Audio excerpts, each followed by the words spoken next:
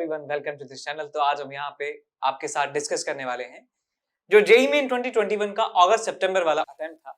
उस अटेम्प्ट में जितने भी सवाल इन चैप्टर से आए थे, electrostatics, capacitance and current electricity and gravitation. Gravitation इसलिए लिया है बिकॉज इसके क्वेश्चन इलेक्ट्रोस्टैटिक्स से मिलते जुलते ही होते हैं, तो इसलिए इसको भी यहाँ पे इंक्लूड किया है। तो आपको पता चलेगा कि कितना इनका वेटेज रहा है रीसेंट पेपर्स में और किस किस तरह के सवाल रीसेंट पेपर्स में आए हुए हैं, और आपको जो गलतियां हैं आपने जो अभी तक करते आए हैं वो भी आपको आइडेंटिफाई करने में मदद मिलने वाली है। तो चलिए स्टार्ट करते हैं सेशन। सबसे पहला सवाल हमारे पास है, the two thin coaxial rings each of radius a and having charges plus q and minus q respectively are separated by a distance of s.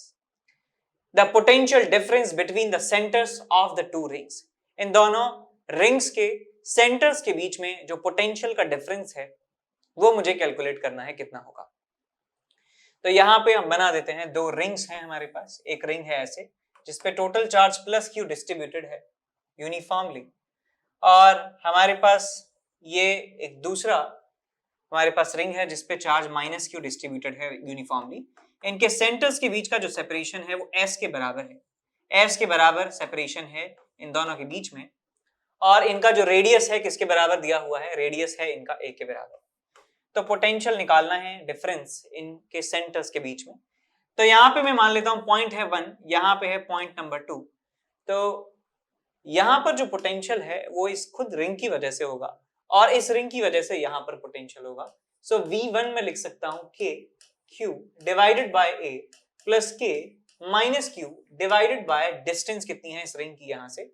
तो आप ये देख सकते हैं कि जितना भी चार्ज है वो यहां से a square plus s square का अंडर रूट डिस्टेंस पर प्रेजेंट है, तो आ जाएगा under root of a square plus s square.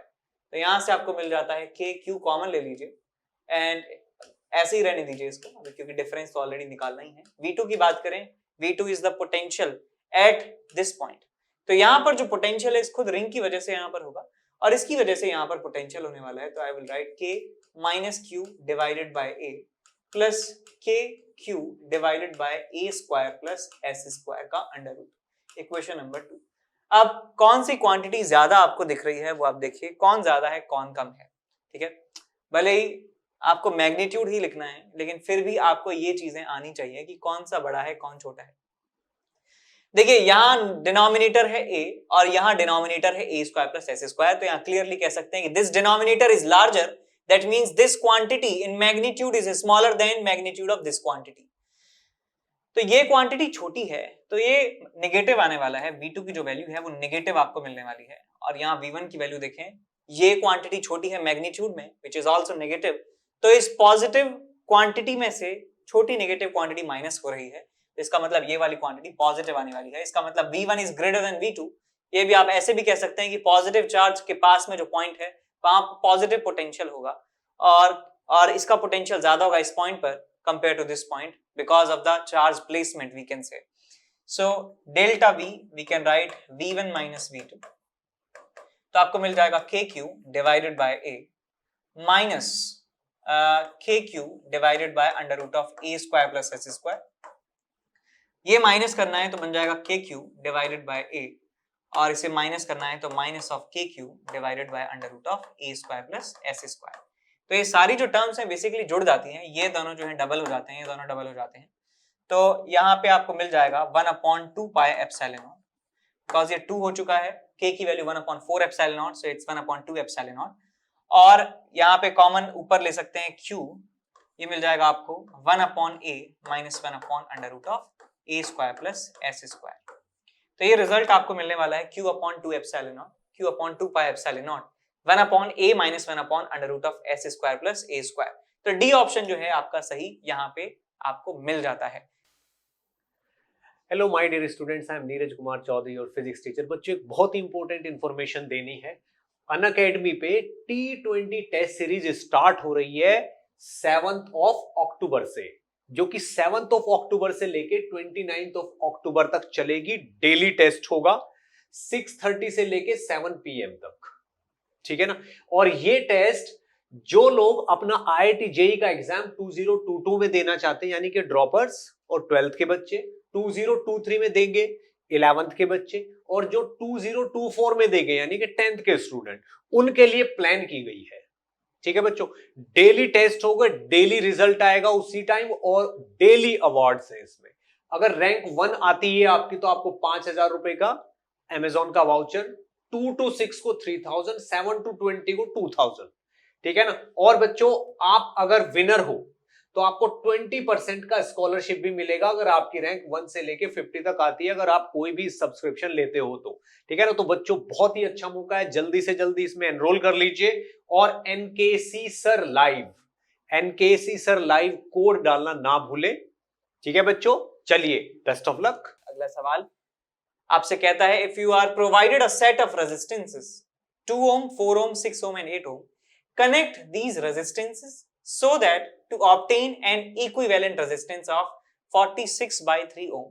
अब देखिए 46/3 ohm हमें बनाना है इक्विवेलेंट। इसको आप ऐसे लिख सकते हैं, 3 से गए 15, 15 1/3, यानी कि 15 ohm and 1/3 ohm यदि मैं सीरीज में जोड़ देता हूं सो आपको ये रिजल्ट मिल जाएगा 46/3। तो मुझे एक दो इसके फ्रैक्शंस पता चल चुके हैं, 15 and 1/3। क्या मैं बना सकता हूं 15 and 1/3 कैसे भी? तो हमारे पास जो ऑप्शंस हैं उसमें 8 और 6 14, 14 और ये 6 है। 14 और 6 इनका पैरेलल कॉम्बिनेशन क्या हो सकता है? तो एक बार ऑप्शन भी पढ़ लेते हैं जिससे हमें और आइडिया लग जाएगा। 4 and 6 आर इन पैरेलल। देखिए 4 और 6 पैरेलल में लगेंगे तो जो रिजल्ट है वो 4 से भी छोटा आएगा। With 2 and 8 ohm in series, तो 2 और 8 10, और 10 में 4 से छोटा नंबर इसके बराबर नहीं हो पाएगा। इसका मतलब ये सब ऑप्शन सही नहीं है। ये प्रॉपर्टी आपको मालूम है, यदि सीरीज कॉम्बिनेशन में हम रेजिस्टर्स को ऐड करते हैं तो इक्विवेलेंट रेजिस्टेंस उस सबसे बड़ा जो इंडिविजुअल रेजिस्टर है उससे भी ज्यादा आता है, यानी कि वैल्यू बढ़ जाती है, इंक्रीमेंटल होता है सीरीज में कॉम्बिनेशन, और जो पैरेलल कॉम्बिनेशन होता है वो डिक्रीमेंटल होता है, यानी कि जो ओवरऑल इक्विवेलेंट आपको वैल्यू मिलती है पैरेलल कॉम्बिनेशन में वो सबसे छोटे इंडिविजुअल रेजिस्टेंस से भी छोटी वैल्यू होती है ना। तो आंसर इसमें 4 और 6 के पैरेलल में 4 से भी छोटा आएगा, और 2 और 8 का जो सीरीज कॉम्बिनेशन है वो 8 से ज्यादा आएगा। तो 10 और 4 से छोटा नंबर कभी भी 15 1/3 नहीं बन सकते हैं, तो मैंने इसको क्रॉस कर दिया है। 6 और 8 पैरेलल में है तो 6 से भी छोटा एक नंबर मिलेगा, और 2 और 4 6 होते हैं, सो 6 + 6 से छोटा नंबर कभी भी 15 1/3 नहीं हो सकते हैं, तो ये भी गलत है। 2 और 6 पैरेलल में है, 2 से भी छोटा नंबर हमें मिलेगा, और 8 और 4 12, 12 और 2 से भी छोटा नंबर नहीं बन पाएगा 15 1/3, तो ये भी गलत है। और इसको देखिए 2 और 4 2 और 4 का जो पैरेलल कॉम्बिनेशन है वो 2 से भी छोटा होगा, 2 से भी छोटा होगा, और 6 और 8 होते हैं 14, सो 14 और 2 से छोटा नंबर ये पॉसिबल है, तो ये ऑप्शन आपका सही हो जाता है। तो ऐसे सवालों को ऐसे करना होता है आपको, ठीक है। अगला सवाल है, parallel plate capacitor with plate area A has separation D between the plates, two dielectric slabs of dielectric constant K1 and K2 of same area A/2 and thickness D/2 are inserted in the space between the plates. The capacitance of the capacitor will be given by। तो हमें इस पूरे capacitor का capacitance calculate करना है कितना होने वाला है। यहाँ पे डायग्राम जो है वो इतना सही नहीं है, क्योंकि ये एरिया A/2 कैसे होगा यदि ये एरिया A/2 है तो ये यहाँ पे थोड़ा सा इसको और एक्सटेंड कर दीजिए, तब थोड़ा सा रियलिस्टिक फिगर जो है आपको लगेगा। तो यहाँ K1 है, यहाँ K2 है, यहाँ पे एयर है, K = 1 है, तो आप इसे ब्रेक कर सकते हैं, आप इसे ब्रेक कर सकते हैं इस कॉम्बिनेशन को। एक रेजिस्टर है यहाँ, दूसरा कैपेसिटर है यहाँ, और इसका कैपेसिटेंस इसका डाइलेक्ट्रिक कांस्टेंट K1, इसका डाइलेक्ट्रिक कांस्टेंट K2, और यहाँ पे हमारे पास एक बड़ा कैपेसिटर है, पूरा कॉम्बिनेशन पैरेलल में लगा हुआ है। यहाँ K की वैल्यू 1 है, यहाँ एरिया है A/2, यहाँ एरिया है A/2, यहाँ एरिया है A/2, यहाँ डिस्टेंस है प्लेट्स के बीच का D, यहाँ पे है D/2 और यहाँ पे है D/2। तो हमें पहले इनका सीरीज कॉम्बिनेशन निकालना होगा। इसका सीरीज कॉम्बिनेशन कैसे निकालेंगे? K1 A/2 epsilon naught divided bye D/2। सो 2 से 2 चला गया, you get K1 A epsilon naught divided by D। ये C1 आपको मिल जाता है, और C2 आपको मिलेगा similarly K2 A epsilon naught divided by D। इनका सीरीज कॉम्बिनेशन हो जाएगा C1C2 upon C1 plus C2। तो ये हो जाएगा आपके पास K1 K2 A square epsilon not square divided by D square divided by C1 plus C2 आपको मिलेगा K1 प्लस K2 और ये आ जाएगा A epsilon naught divided by D। So D से D कैंसिल आउट हुआ, A एप्सिलॉन नॉट से A epsilon naught cancel out हुआ। So you will get K1 K2 divided by K1 plus K2 and साथ में है हमारे A epsilon naught divided by D। तो ये हमें इन दोनों का सीरीज कॉम्बिनेशन मिलता है, इसको जोड़ना है इसके पैरेलल कॉम्बिनेशन के साथ। तो इसमें हम ऐड कर देंगे क्या, K which is 1 A by 2 epsilon naught divided by D। तो ये A epsilon naught by D common ले लेंगे, A epsilon naught by D common आप ले लेंगे। अगला पेज पे लिख लेता हूं मैं, A epsilon naught divided by D। तो आपको मिल जाएगा यहाँ पे हाफ मिलेगा, यहाँ पे प्लस यहाँ मिलेगा K1 K2 upon K1 plus K2, K1 K2 upon K1 plus K2। तो ये रहा सब आपका ये A epsilon naught by D half plus K1 K2 upon K1 plus K2। A option जो है आपका सही बैठ रहा है यहाँ पे, और इसमें 2 नहीं आएगा, इसमें डायमेंशनली सही नहीं है, और K का तो डायमेंशन ही नहीं है, बट ऊपर K1 K2 आना चाहिए, ये 2 आ रहा है यहाँ पे, ये भी गलत है, A ऑप्शन सही। अगला सवाल हमसे कहता है electric bulb of 500 what at 100 volt is used in circuit having 200 volt। तो जब भी आपको बल्ब दिया हो, उसकी रेटिंग आपको दी हुई है, पावर रेटिंग, तो उससे आप रेजिस्टेंस निकाल सकते हैं। रेजिस्टेंस होता है हमारे पास V स्क्वायर बाई P, आ जाएगा आपके पास है 100 into 100 डिवाइडेड बाय 500, आ जाएगा आपके पास 20 ओम। 20 ओम इसका रेजिस्टेंस है बल्ब का। Calculate the resistance R to be connected in series with the bulb so that power delivered by the bulb is 500 watt. So 500 watt power delivered होना चाहिए इस बल्ब में, इसका मतलब बल्ब के अक्रॉस वोल्टेज ये ही होना चाहिए। ये पावर हम निकालना चाहते हैं, प्रोड्यूस करना चाहते हैं, कंज्यूम करना चाहते हैं। सो 100 वोल्ट ही हमें यहाँ पे लगाना होगा, और यहाँ 100 वोल्ट है, ये 200 टोटल है, तो इस रेजिस्टर के अक्रॉस भी 100 वोल्ट के बराबर पोटेंशियल डिफरेंस आ रहा होगा। तो इस बल्ब में करंट निकाल लेता हूं, इसका रेजिस्टेंस निकाल चुके हैं 20 ओम, इसके अक्रॉस वोल्टेज है 100, तो 5 एम्पियर करंट यहां से पास होगा, और 5 एम्पियर करंट यहां से पास हो रहा है। रेजिस्टेंस हमें पता नहीं है, वोल्टेज पता है, करंट पता है, आपको रेजिस्टेंस भी मिल जाता है 20 ओम के बराबर। वैसे भी समझ में आ रहा है यार, इक्वल पोटेंशियल डिफरेंस यदि ड्रॉप हो रहा है तो इनका रेजिस्टेंस बराबर है, रेजिस्टेंस बराबर है तो इसका रेजिस्टेंस 20 है, तो इसका रेजिस्टेंस भी 20 होगा। करंट निकालने की जरूरत ही नहीं है, स्किप कर सकते हैं करंट निकालने वाला पार्ट। तो आंसर आ जाएगा फर्स्ट। इसके बाद अगला सवाल है हमारे पास। अगला सवाल में कहता है inside a uniform spherical shell, spherical shell है, the gravitational field is 0। Gravitational field की बात कर रहे हैं, तो यहां पे कंडक्टिंग नॉन कंडक्टिंग नहीं सोचना है। तो ग्रेविटेशनल फील्ड 0 होता है, बिल्कुल सही बात है, अंदर ग्रेविटेशनल फील्ड 0 होता है। ग्रेविटेशनल पोटेंशियल इज 0 नहीं, ग्रेविटेशनल पोटेंशियल होता है -gm divided by capital R। तो ये ऑप्शन गलत है। सी ऑप्शन कहता है the gravitation field is same everywhere, 0 है सब जगह, तो कांस्टेंट ही रहा। The gravitation potential is same everywhere, बिल्कुल ठीक है। जब ग्रेविटेशनल फील्ड 0 है यानी कि वो इक्विपोटेंशियल सरफेस है पूरा। ऑल ऑफ द अबव नहीं है। Guess, choose the most appropriate answer from the options given below. तो हमारा आंसर है A, C और D, which is option number first. तो एक बार और भी चेक कर लेते हैं, क्या पता हम पीछे रह जाएं। E ओनली नहीं, E तो हो ही नहीं सकता। A, B और C, B तो हो ही नहीं सकता, A, B, C, D नहीं, तो A ऑप्शन हमारा सही यहाँ पे हो जाता है। In the given figure, the EMF of the cell is 2.2 volt, and if internal resistance is 0.6 ohm, calculate the power dissipated in the whole circuit। तो पूरे सर्किट में पावर आपसे पूछी गई है, ना कि किसी भी एक पर्टिकुलर रेजिस्टेंस में। तो ये सवाल जो है ये रिलेटिवली इजी होने वाला है एज कंपेयर टू जो क्वेश्चंस आते हैं जिनमें पूछा जाता है कि यार इस रजिस्टर में बताओ कितना पावर जाएगा। तो हमें पहले पूरा करंट निकालना होता है बैटरी से, फिर हम करंट को डिस्ट्रीब्यूट करते हैं, फिर I2R लगाना होता है। सवाल थोड़ा सा आसान है, देख सकते हैं कि ये वाला पॉइंट, ये वाला पॉइंट और ये वाला पॉइंट, इन तीनों का पोटेंशियल बराबर है, और जो पोटेंशियल ए पॉइंट पर है VA लेट्स से, वही पोटेंशियल इन तीनों पॉइंट्स पर होने वाला है। यहाँ का पोटेंशियल यदि VB मान लूं, तो यहाँ का पोटेंशियल भी VB और यहाँ का पोटेंशियल भी VB होने वाला है।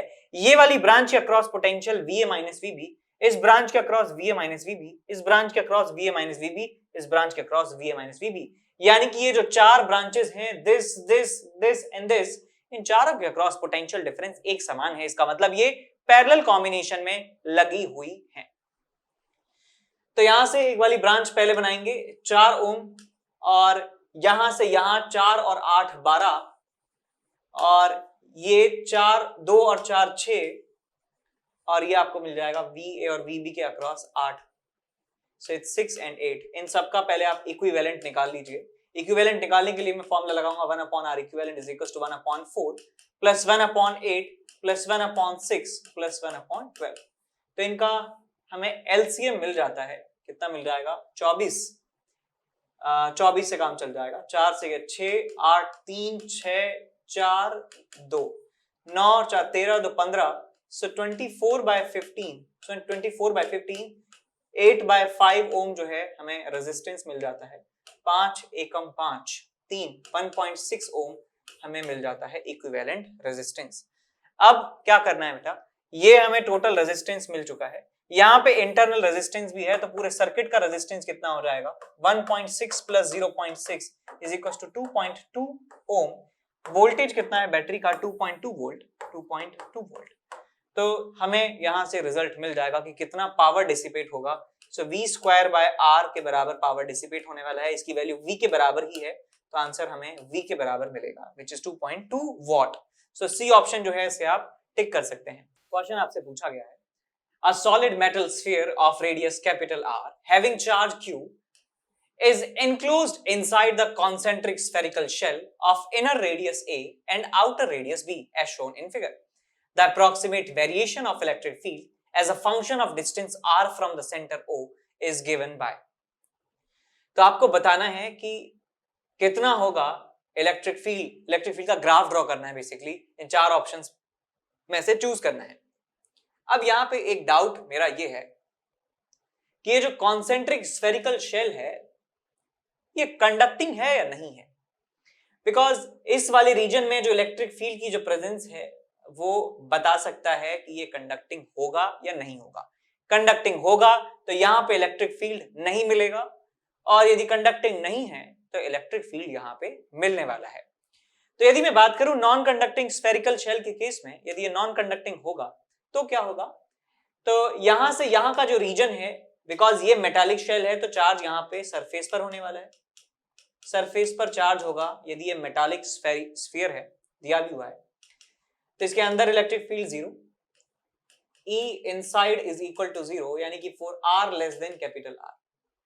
इसके बाहर वाले रीजन में चाहे कहीं हो, यहां से बाहर कहीं भी इनफाइनाइट तक KQ upon small r square ये इलेक्ट्रिक फील्ड होने वाला है। KQ small q upon r square ये इलेक्ट्रिक फील्ड होने वाला है for R greater than capital R। तो इसका ग्राफ कैसा बनेगा, इसका ग्राफ बनेगा यहां से यहां तक डेड, और फिर ग्राफ बनेगा इस तरीके से। ये हो गया आपका इलेक्ट्रिक फील्ड वर्सेस डिस्टेंस का ग्राफ। अब मान लेते हैं कि एक बार ये स्फेरिकल शेल है। अच्छा, एक बार ऑप्शन मिला लो, ऑप्शन मैच कर रहा है ऑप्शन नंबर बी। अब हमें चेक करना है कि यदि ये कंडक्टिंग होगा तो इलेक्ट्रिक फील्ड का वेरिएशन कैसे होने वाला है। तो मैं मान लेता हूं कि ये अब एक कंडक्टिंग शेल है,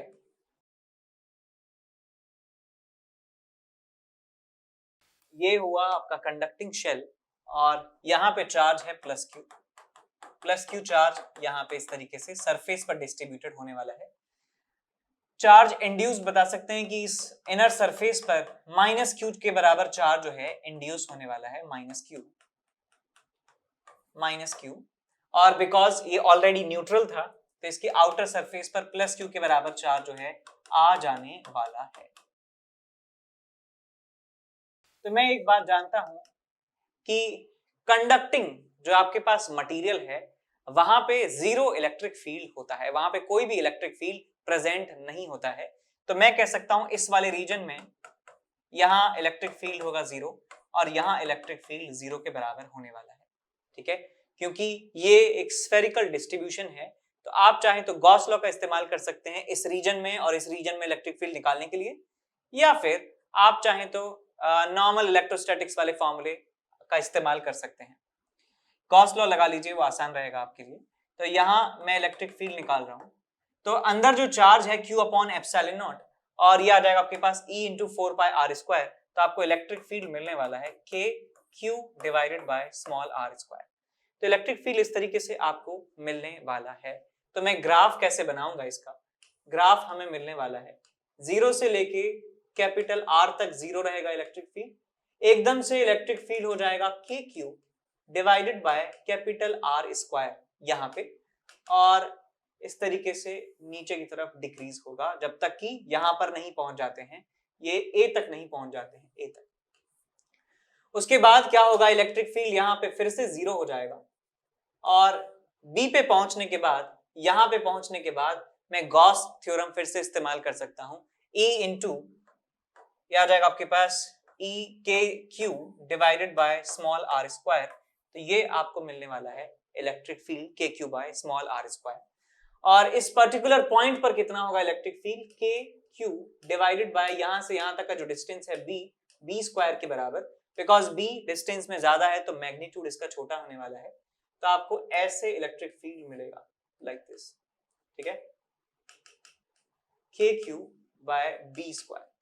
तो ऐसा ग्राफ कौन सा दिखाई दे रहा है आपको, ऐसा ग्राफ है हमारे पास ऑप्शन नंबर 1। लेकिन यहाँ पे थोड़ा सा ये है कि हो सकता है कि यहाँ डायग्राम बनाने में दिक्कत हो गई हो हमारे इनके जो ऑपरेटर साहब हैं, लेकिन जेई मेन में हो सकता है ये आंसर की में फर्स्ट ऑप्शन दिया था तो उन्होंने शायद दिखाया होगा ये वाला पीक जो है ज्यादा होगा, ये वाला पीक जो है नीचे होगा, तो ये वाला ग्राफ भी सही है, ये वाला ग्राफ भी सही है, कंडक्टिंग के केस में सही है, नॉन कंडक्टिंग के केस में सही है, लेकिन जो आंसर दिया था ऑफिशियल आंसर की में वो फर्स्ट दिया है, ठीक है। तो इसमें थोड़ा सा गड़बड़ है एनटी की तरफ से, वहां उन्होंने डिक्लेयर करना चाहिए था कि ये कंडक्टिंग है या नॉन कंडक्टिंग है, ठीक है। तो ऐसे सवाल को कर सकते हैं, थोड़ा सा डिस्प्यूट है सवाल में, समझ गए ना क्या डिस्प्यूट है, कंडक्टिंग बाहर का शेल है या नहीं है। यदि होता तो ऑप्शन आंसर ए आता, और डेफिनेटली उनमें जो पीक्स हैं वो अलग अलग होने वाले थे, और यदि नॉन कंडक्टिंग के केस में ये वाला ग्राफ सही हो जाता, ये सी और डी तो बिल्कुल ही गलत है। A cube is placed inside an electric field 150 y square j cap। ये हमारा इलेक्ट्रिक फील्ड वेक्टर है, यूनिट वेक्टर देखिए j cap है, इसका मतलब इसकी डायरेक्शन जो है, अच्छा ये भी पॉजिटिव है, y स्क्वायर भी, ये भी पॉजिटिव है, सो प्लस j cap इसका यूनिट वेक्टर है, यानी कि प्लस y की तरफ जो है एरो जा रहे होंगे इलेक्ट्रिक फील्ड के। y की अलग अलग वैल्यू पर इलेक्ट्रिक फील्ड की वैल्यू अलग अलग होने वाली है। हमसे पूछा क्या गया है, एक बार देख लेते हैं। क्यूब की साइड है इतनी, placed in the field as shown in figure, the charge inside the cube is, charge जो है कितना है इस क्यूब से जो जा रहा है, क्यूब के अंदर जो चार्ज है वो वैल्यू आपको बतानी है कितनी होगी।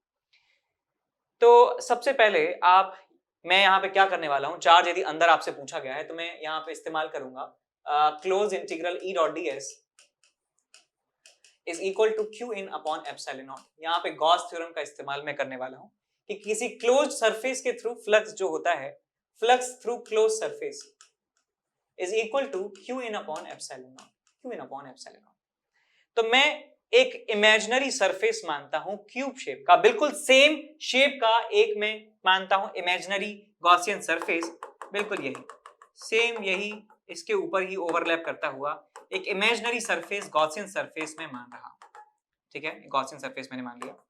अब इस गॉसियन सरफेस में देखूंगा कि कितना फ्लक्स पास हो रहा है, तो वो मुझे निकालना है। तो क्या करना होगा, देखिए इलेक्ट्रिक फील्ड ऐसे जा रहा है, इस तरीके से इलेक्ट्रिक फील्ड पास हो रहा है, इलेक्ट्रिक फील्ड ऐसे पास हो रहा है। तो जितने भी लेटरल फेजेस हैं, जितने भी लेटरल फेजेस हैं, यानी कि ये वाला फेज, सामने वाला फेज, पीछे वाला फेज, साइड वाला फेज, इन सारे फेसेस के थ्रू कोई भी फ्लक्स पास नहीं होगा। देख सकते हैं क्लियरली, बिकॉज इस वाले फेज का एरिया वेक्टर है ऐसे, और इलेक्ट्रिक फील्ड जो है ऐसे है परपेंडिकुलर, तो फ्लक्स जो है 0 के बराबर होने वाला है। इसका जो एरिया वेक्टर है ऐसे होगा। सर एरिया वेक्टर बाहर क्यों लिया आपने, बिकॉज बेटा क्लोज सरफेस है, शेप से अवे जो है एरिया वेक्टर होता है सरफेस के परपेंडिकुलर। ये एरिया वेक्टर है, इलेक्ट्रिक फील्ड ऐसे है, दोनों के बीच में एंगल 90 डिग्री, एरिया वेक्टर इसका बाहर है, इलेक्ट्रिक फील्ड परपेंडिकुलर है, फ्लक्स जो होगा 0 के बराबर। जो सबसे लास्ट वाला है, पीछे वाला जो एरिया है, उसमें एरिया वेक्टर पीछे की तरफ होगा, इलेक्ट्रिक फील्ड ऊपर की तरफ, दोनों के बीच में angle 90, so flux will also be 0। तो हमारे पास सिर्फ और सिर्फ दो फेसेस हैं जिनमें से फ्लक्स पास होने की संभावना है, एक है ये वाला फेस और एक है ये वाला फेस। अब इनसे फ्लक्स यदि निकालना है तो पहले एरिया वेक्टर ड्रॉ कर लेते हैं। ये मैं थोड़ा सा आपको समझा रहा हूं यहाँ पे, नहीं तो बहुत ही कम समय में कर सकते हैं ना। तो ये एरिया वेक्टर ऊपर की तरफ है, एरिया वेक्टर, और इसका एरिया वेक्टर होगा नीचे की तरफ, एरिया वेक्टर, ठीक है। अब यहां पर इस पर्टिकुलर जगह पर, इस पर्टिकुलर प्लेन पर मैं कह सकता हूं y की जो वैल्यू है वो a के बराबर है। a इसका जो है क्यूब का साइड है, a is the side of the cube. तो इस पॉइंट पर y की जो वैल्यू है a के बराबर है। इस नीचे वाले प्लेन के हर एक पॉइंट पर आप देख लीजिए y की जो वैल्यू है 0 के बराबर होने वाली है। जैसे यहां पर हर एक पॉइंट का y कोऑर्डिनेट a के बराबर था, a के बराबर था हर एक पॉइंट का y कोऑर्डिनेट, और यहाँ पे हर पॉइंट का y कोऑर्डिनेट 0 के बराबर है। तो इस नीचे वाले प्लेन पर जो भी पॉइंट होंगे वहां पर इलेक्ट्रिक फील्ड कितना हो जाएगा, 150 into 0 square into j cap. तो यहाँ पर इलेक्ट्रिक फील्ड ही 0 हो गया है, तो कोई भी फ्लक्स इस वाले फेज से पास नहीं होगा। अब हमारे पास सिर्फ और सिर्फ जो फेज बचा है वो ये वाला फेज बचा है जिससे फ्लक्स पास होने की संभावनाएं लग रही हैं। बस यहाँ पे मैं क्या करूंगा, इलेक्ट्रिक फील्ड मुझे पता है यहाँ पे कितना है, हर एक पॉइंट पर 150 into a स्क्वायर के बराबर इलेक्ट्रिक फील्ड है, which is a constant value. So constant electric field है, एक प्लेनर सरफेस है, एरिया वेक्टर बाहर है, इलेक्ट्रिक फील्ड बाहर है, तो मैं लिख सकता हूं flux will be 150 a square, ये इलेक्ट्रिक फील्ड हुआ, into area vector is a square, दोनों के बीच में एंगल 0, तो यहाँ पे आ जाएगा cos 0 is equals to q inside divided by epsilon naught. तो इस गॉसियन सरफेस जो क्यूब शेप में हमने माना था उसके अंदर जो टोटल इनक्लोज चार्ज है डिवाइडेड बाय एप्सिलॉन नॉट, यहाँ पे मैं लिख दूंगा।